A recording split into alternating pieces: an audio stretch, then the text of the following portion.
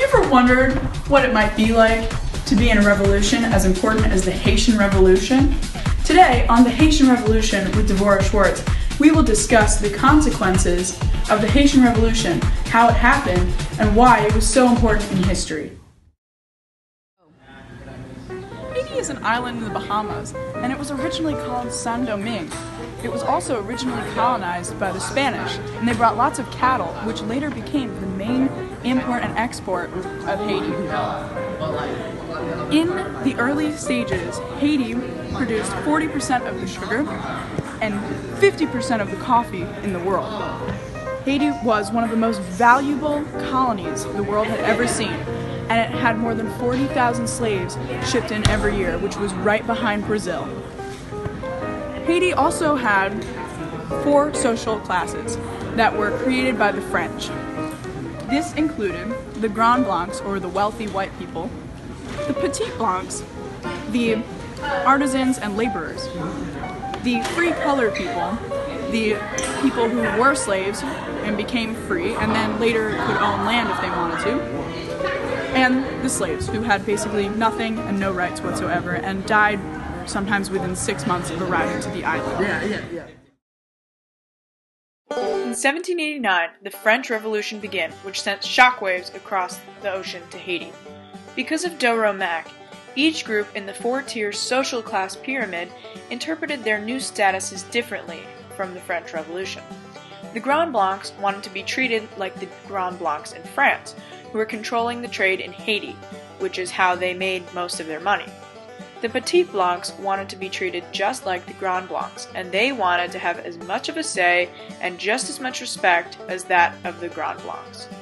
The free colored people wanted to be treated economically and socially like the Grands Blancs, because after all, they could have been extremely wealthy and owned slaves themselves. Finally came the slaves, who wanted nothing more than to be free from their terrible masters. Whoa, you're back!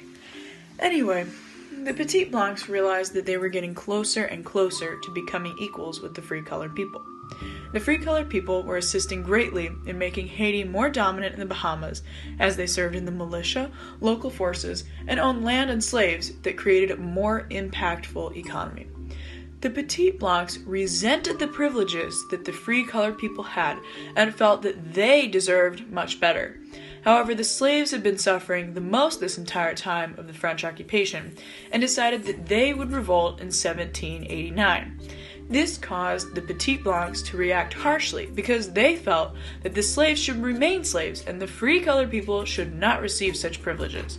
Slaves back then were not considered people, so the Petits Blancs felt that they had no way, any reason to give freedom.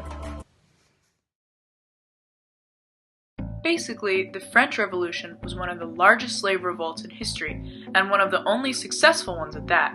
They used guerrilla warfare tactics that made the French militias useless despite their far superior training. A man named Toussaint Prédat took control of the revolters and guided them throughout to win the battles and freedom from oppression. He was also a leader in freeing Haiti from French colonialism forever. After the revolution, Haiti quickly was excluded from trade and commerce with other nations per request of France, which immediately put them in a tough situation. Though they were free from oppression, Haiti had been thrust into a deep pit of debt to France, which came with many other economic issues. Haiti had been paying for stolen goods up until the early 1900s, which accounted for $45 million in the end. Today, Haiti still has its struggles. It is the poorest country in North America, with 58.6% of people living under the poverty line and 24.7% of the population living in extreme poverty. Most recently in 2008, they had a devastating earthquake that worsened their condition, leaving many without homes and no business to keep an economy. Overall, the first look at the Haitian Revolution yields a positive outcome. However, because of the world trade restrictions, their debt, and their dependence on certain goods, today the revolution seems more or less a failure. The Haitian Revolution can also be easily compared to circumstances in today's society because, like the four social classes, everyone wants to be equal or better than what they are now. The rich want to be richer today.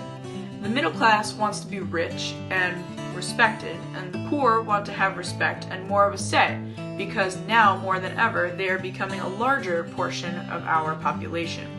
The idea that everyone should be equal by disregarding money or social status was definitely applied in the Haitian Revolution, and it is extremely relevant today.